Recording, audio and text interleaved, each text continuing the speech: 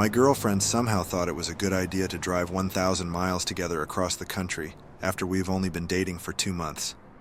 We're both pretty busy with work and don't get to spend much time together, so naturally being locked up in a prison cell on wheels for 2 days was going to be an improvement. First 100 miles, so far so good. Holding hands, singing to the radio together. Uncontrollable laughter when she found out I knew all the words to Candy Shop. Sue me, it's a catchy song. And if the road ended there and we turned around, we might have lived a long and happy life together. It was when we passed the Hitchhiker that everything began to fall apart. Emily squeezing my hand and said, let's give him a ride. We'll be on this road forever anyway. I told her, we don't even know where he's going. He's probably just going to rob us and steal our car. Which is true of everyone you don't know, and most of them you do, as far as I'm concerned. His clean-pressed suit didn't reassure me either. That just meant he'd successfully robbed someone before me, which actually made him even more dangerous. The guy didn't even have a sign or anything. He was just sitting by the freeway ramp, spastically waving his thumb like he was guiding an airplane to land. It was my turn to drive, and I just sailed right past. Emily and I started bickering after that. She thought I wasn't compassionate, and I thought she was reckless. It took about 10 minutes before she finally dropped it, although it wasn't because she'd conceded. Hey look, there's another one, sitting by the side of the road waving his thumb like it was the end of the world. It wasn't another one though.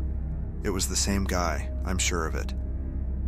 Only this time he looked like he'd been out here for a few days. His suit was streaked with dirt and his hair was greasy.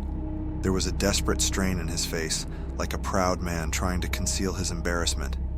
It wasn't just my imagination either. Emily recognized him too. She wondered, how do you think he got here so fast? I said, I don't know, and I don't care. This trip is supposed to be about us, so let's not get distracted. My car blew past him and I stayed the course. We started arguing again, and even when we agreed to drop it, the argument just slithered into new topics. She hated my music. I hated how judgmental she was. I was controlling, she was picking fights over nothing. It kept getting worse until we saw something that shut both of us up real fast. The Hitchhiker again. Another 20 miles down the road from where we'd seen him last. The bottom part of his shirt and jacket were ripped to shreds, and blood was soaking through a concealed stomach wound. He was stumbling along the side of the road, weaving erratically, wandering straight onto the highway at times before pitching off to the side. Emily could not believe that I didn't stop. I couldn't believe she still wanted me to.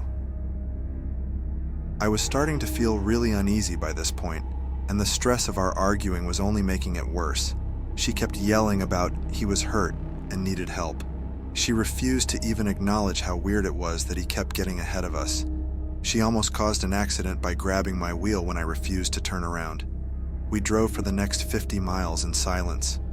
I turned the radio back on, but she snapped it back off immediately. It wasn't until I pulled off for gas when we saw him again. Face down on the side of the road, shirt and jacket gone. Long, even, bloody gashes from his shoulders to his ass. Almost like bear claws or something. I stopped the car and parked behind him.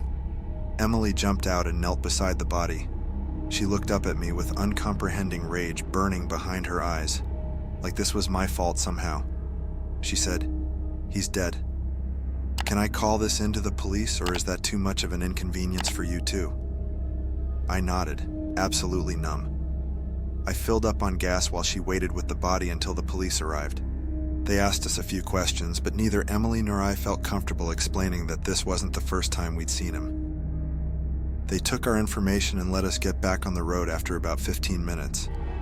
The car was silent for a long time after that. It was starting to get dark and I kept suggesting places to spend the night, but Emily just shrugged and stared out the window. At the rate we were going, we'd be breaking up by the end of the trip, and I wanted it to be over as soon as possible. I just kept driving, long after the sun went down. Emily fell asleep around midnight, but I kept going. She was so beautiful like that, and everything was going so well before this. It was just so frustrating that such a random event that neither of us could predict would destroy us like this. By around 2 a.m. I was getting real tired, but I decided not to give up. Maybe if she woke up and we were already there, Then she'd see how hard I worked for her. Maybe then we'd still have a chance to patch things up. I caressed her hand, and she returned the pressure. I flirted with the thought that everything was going to be okay, at least until she woke up and started screaming. There wasn't any safe shoulder to get off the highway, so I had no choice but to keep going. She shut up quick enough, but it was still about 10 seconds of hysterical breathing before she could explain what was going on. She said, "Behind you, in the back seat." I glanced back, then back at the road, then back again. The hitchhiker was in the back seat, naked, filthy, covered with black blood and old wounds. His elbows rested on his knees as he leaned toward us, evidently still alive as he cocked his head to regard me curiously. Emily started screaming again. "Get off the road," I said. "I can't, get him out." She replied, "Did you go back? What's he doing here?" I said, "I don't know. Open the door or something." I slowed down gradually and put my flashers on to warn the car behind me. The hitchhiker reached around behind Emily and grabbed her by the throat. I slammed my fist into his arm and felt something give way under the soft, rotting skin. When I lifted my hand, I could see a black bone from his forearm protruding straight through the skin. He didn't seem bothered in the least. She was crying as the dirty fingers dug into her throat, pushing through the skin like it was made out of dough. She was thrashing so hard that one of her flailing fists smashed straight through the window. I managed to safely stop the car, but there was nothing I could do to break the indomitable grip around her neck. I jumped out of the car and ran around to the back seat with the hitchhiker. Maybe if I had a clearer shot at him, I could drag him out. I flung open the door and lunged inside, falling face first into an empty seat. I thought he'd already escaped somehow, and ripped open the passenger side door. Emily was gone too. If it wasn't for the blood and the broken window, I would have thought I'd gone completely insane. I spent the next hour searching the surrounding area with my flashlight. They were both gone without a trace. I considered calling the police, but I realized that if I wasn't already a suspect after the first body was found, then I'd definitely be one now that I was soaked in blood, and my girlfriend was the one to disappear. All I could do was get back on the road, drive home and never tell another soul what happened. That was my plan. It wasn't good, but it's all I had. And I would have done it too, if I hadn't just passed Emily standing by the side of the road, clean, healthy, waving her thumb enthusiastically in the air. That was a few miles back, but I stopped to write this because I don't know what to do from here. If I see her again, do I pick her up, or just keep driving and hope for the best?